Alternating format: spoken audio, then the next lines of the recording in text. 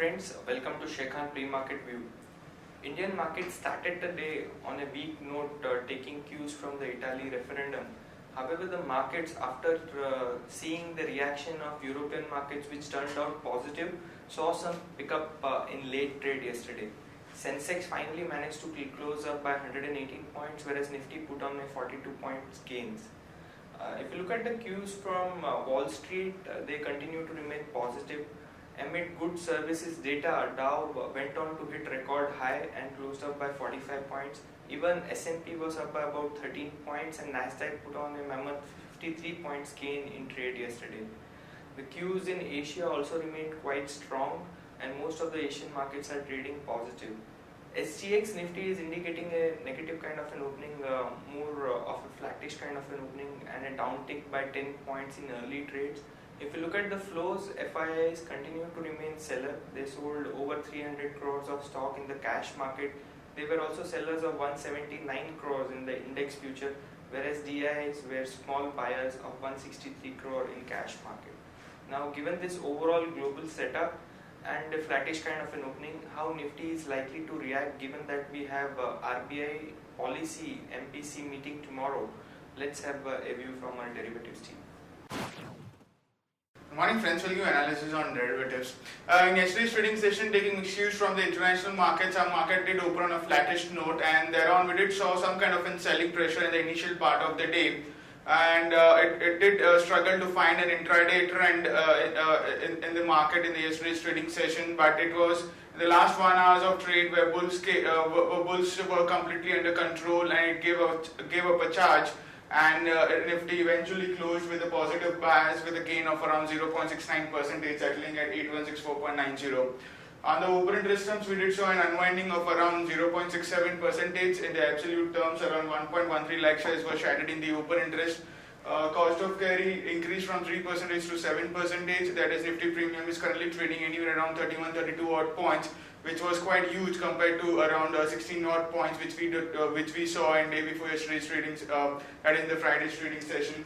While put call ratio was unchanged at 1.03 levels and volatility index cooled off significantly by 3.5 odd %, settled at 17.29 odd levels. On the option side, we did show an unwinding in the call option, 8,200, 300 call option. I've seen an unwinding of around 1 to 4 odd % respectively. 8,200 call option did show a significant amount of call writing in Friday's trade, but we did show an unwinding in yesterday's trading session after a bounce back in the market. While 8,400 call option have seen an addition of around 7 odd % in yesterday's trading session.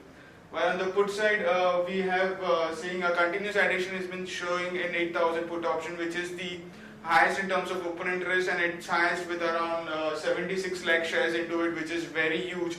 And so we have been mentioning earlier also that breaking 8,000 levels would be very difficult for the market, since it has significant amount of addition in the open interest, and hence also breaching below it plus or minus 40-50 odd points would be difficult on the closing basis. 7,900 and 8,100 call put option have also seen an addition of around 5 to 11% respectively in yesterday's trade. There are no securities in buying period for today's trade, while on the FIS front, they were net sellers in index futures by 178 odd crores.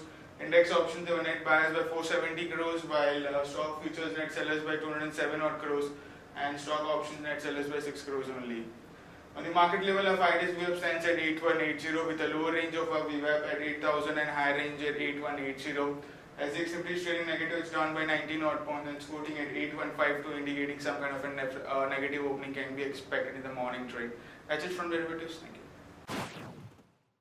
Friends, let's look at the trading ideas we have. The first one being Lupin. Now, company has received an US FDA approval for generic Norco tabs. The annual US sales of this tablet is close to $849.5 million. So sentimentally positive news for Lupin. One can long Lupin in trade today with stop loss closer to 1507 levels. The potential upside could be closer to 1570 levels. Our next idea is Cipla. Now Cipla's inhalable insulin fails to get approval for trials. This is a sentimentally negative news for Cipla and one can short it with stop loss closer to 580 zone. The potential downside could be closer to 555 levels. Moving on to important news, Adani's Australian mine project has received approval for Rail 9 and CAMP. Oracle Finance yesterday has told that the company may have to charge close to 60 crore on receivables which they have to take from Egypt because of the currency devaluation. Canara Bank plans to dilute 13.45% stake in Canfin Homes. Tata Power's arm has won a defense contract of close to 200 crore. This is for launchers and command posts. Tata Steel and Union may have reached close to sealing a deal to safeguard 4,500 jobs in Port Talbot project. Maruti Suzuki is likely to relaunch facelifted Ciaz, Baleno RS, the premium hatchback, and the Ignis compact crossover in the year 2017. Mahindra Agri has picked up close to 60% stake in Dutch fruit distribution company. SR Power has approached ICICI as well as the other lenders and is looking to recast loan of about 6,564 crore. Moving on to watch list that we've created for the day, a stock with positive bias we have Tata Elxsi, Bank of India and Lupin, whereas stock with negative bias we have Jubilant Foodworks, M&M Finance and Crompton Greaves. If you look at the advisory picks for today, the picks are going to be Bajaj Holding, HDFC Bank, NBCC, Suven Life Science and Triveni Turbine. That's it friends, thank you.